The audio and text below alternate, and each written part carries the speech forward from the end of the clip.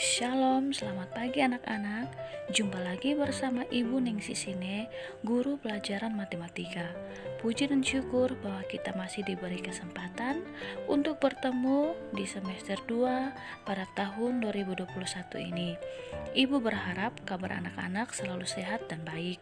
Dan mengingat kembali di masa pandemi COVID-19 ini, anak-anak jangan lupa selalu menjaga protokol kesehatan dengan mencuci tangan, memakai masker, dan selalu tetap menjaga jarak. Baik anak-anak, sebelum kegiatan pembelajaran dimulai, kita awali dengan doa terlebih dahulu. Berdoa mulai.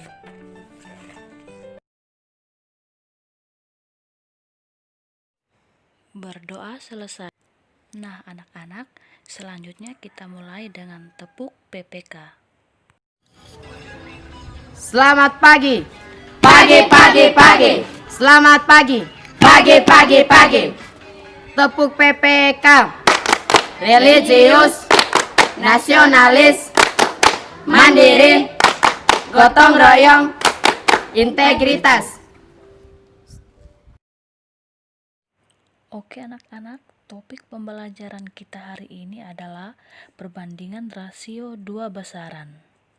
Tujuan pembelajaran kita hari ini yang pertama adalah menentukan rasio dua besaran dengan satuan yang sama. Selanjutnya menentukan rasio dua besaran dengan satuan yang berbeda. Ketiga, menyelesaikan masalah berkaitan dengan rasio besaran dengan satuan yang sama. Dan yang terakhir, menyelesaikan masalah berkaitan dengan rasio besaran dengan satuan yang berbeda. Ya, kita memasuki definisi rasio. Nah, ini untuk mengetahui apa itu rasio. Nah, misalkan di sini Butia ada gambar. Tentukan atau bandingkan banyak jambu dengan banyak apel. Nah, sekarang kita lihat. Banyaknya jambu ada berapa? 1, 2, 3, 4. Banyaknya apel ada berapa? 1, 2, 3, 4, 5. Jadi banyak jambu ada 4, banyaknya apel ada 5. Berarti perbandingan banyak jambu dengan banyak apel adalah 4:5. Atau bisa juga ditulis 4/5. Gitu ya, mudah ya. Nah, jadi untuk bilangan yang menyatakan perbandingan banyaknya jambu, ini perbandingan banyaknya jambu dengan banyaknya apel, inilah yang disebut dengan rasio. Jadi, rasio adalah bilangan yang digunakan untuk menyatakan sebuah perbandingan. Ini ya, kuantitas ataupun ukuran dari dua atau lebih objek. Nah, objeknya apa ini? Jambu dan apel. Yang dilambangkan dengan A dibanding B atau A per B. Seperti itu. Oke? Kita lanjut. Untuk rasio dua besaran satuannya sama, misalkan di sini Butia ada gambar apel dan jeruk. Nah, nanti untuk rasio dua besaran satuan yang sama ataupun dengan satuan yang berbeda, itu ada yang ditanyakan bagian per bagiannya, ada juga yang ditanyakan bagian per keseluruhan. Nah, sekarang kita masuk yang bagian per bagian terlebih dahulu. Misalkan di sini yang ditanyakan adalah rasio banyaknya apel dengan banyaknya jeruk. Jadi bagian per bagian, bagiannya apel dan juga jeruk. Ya. Nah, maka mengerjakannya adalah lihat apel ada berapa? 1, 2, 3, 4, 5, 6, 7, 8, 9, 10, 11, 12. Jadi ada apel 12. Sedangkan jeruk ada 1, 2, 3, 4, 5, 6, 7, 8, 9, 10, 11, 12, 13, 14, 15. Ada 15. Maka kita tulis 12 banding 15 ataupun 12/15. Maka kalau sudah seperti ini, apakah bisa disederhanakan? Nah, sekarang kita lihat 12 dan 15, FPB-nya berapa? 3 atau sama-sama bisa dibagi 3. 12 dibagi 3 sama dengan 4, 15 dibagi 3 sama dengan 5. Gitu. Jadi perbandingannya nanti bisa kita tulis dengan 4:5 atau 4/5. Sekarang untuk bagian per keseluruhan. Di sini soalnya jadinya gini, rasio banyaknya apel dengan banyak keseluruhan.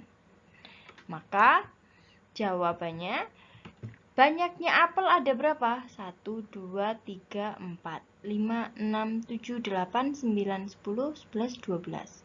12. Banyak keseluruhan, tadi 12 tambah 15, ada 27. Maka banyaknya rasio apel 12:27. Selanjutnya, apakah 12 dan 27 bisa disederhanakan? Bisa. 12 dan 27 memiliki FPB yaitu 3.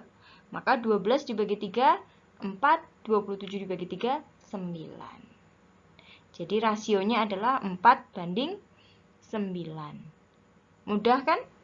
Oke, kita lanjut untuk contoh menyelesaikan masalah berkaitan rasio dua besaran satuannya sama. Misalkan di sini Butia ada contoh soal rasio panjang tali Nita dan Rani adalah 2:3. Jika panjang tali Nita adalah 24 cm, tentukan panjang tali Rani. Oke, kita cari dulu. Yang diketahui adalah panjang tali Nita dan Rani, yaitu 2:3.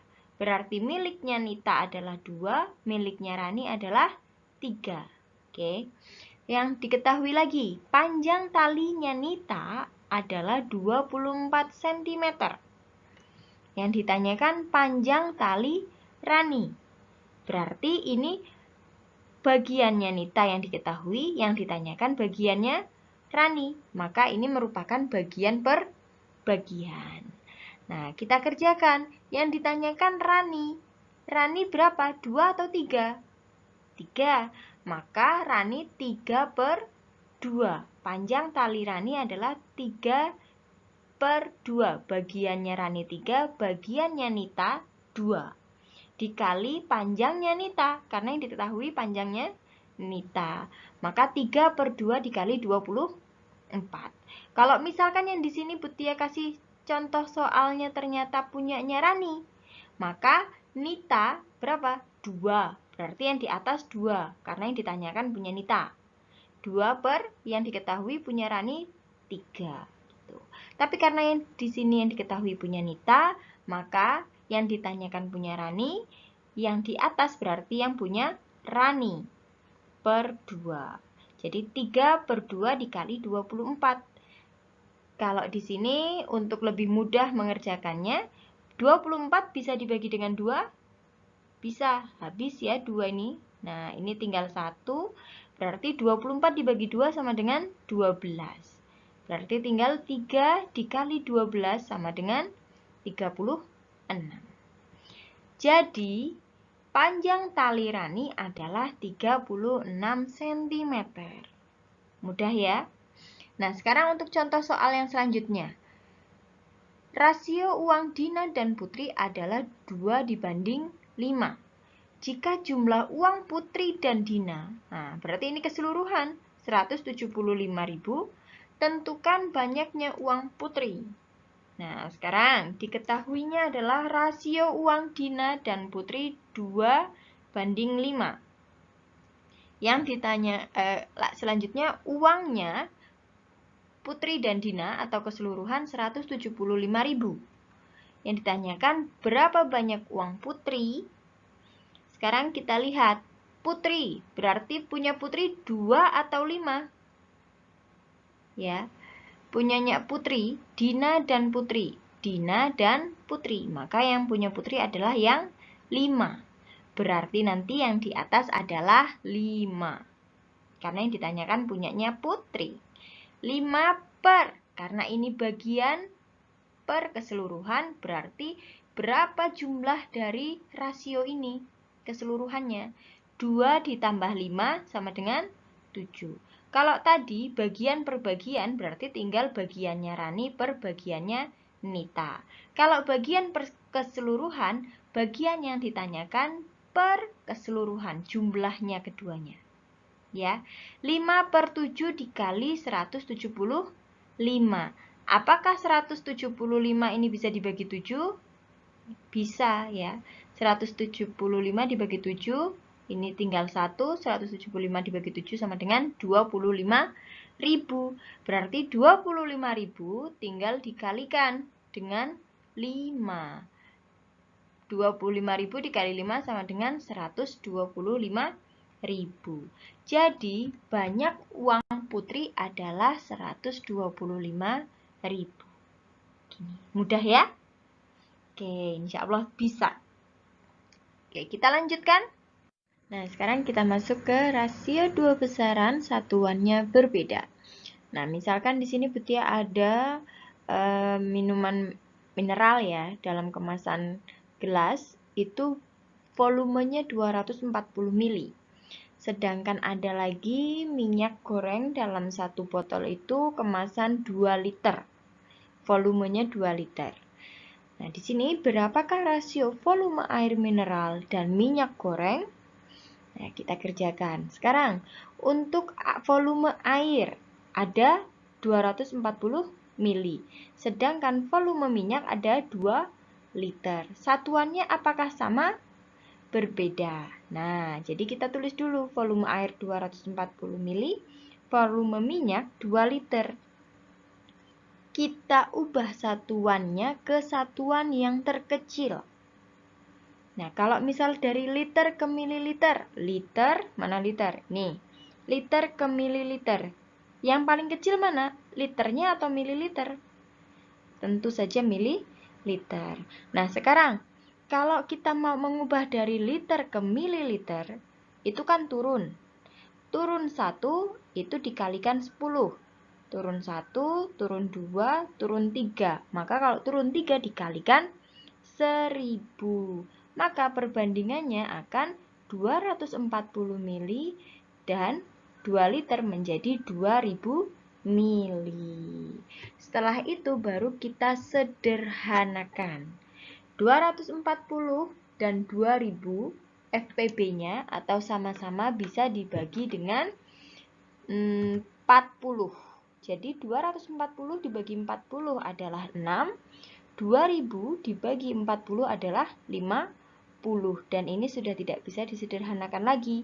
Jadi rasio volume air mineral dan minyak goreng adalah 6:10. Mudah ya? Oke, lanjut untuk contoh lainnya. Nah, untuk contoh soal lainnya, misalkan di sini Butia ada sebuah peta Yogyakarta. Nah, soalnya perhatikan peta di samping. Apabila jarak antara kota Sleman dan kota Jogja pada peta adalah 2 cm dan pada jarak sebenarnya adalah 12 km, tentukan skala pada peta. Nah, tentukan skala pada peta sama dengan yang tadi menentukan perbandingan atau rasio yang tadi. Oke, sekarang diketahui jarak petanya tadi adalah 2 cm. Nih, dari Sleman ke kota Jogja misalkan. Terus, jarak sebenarnya adalah 12 km. Yang ditanyakan skalanya. Maka, kita lihat jarak pada peta dibandingkan dengan jarak sebenarnya.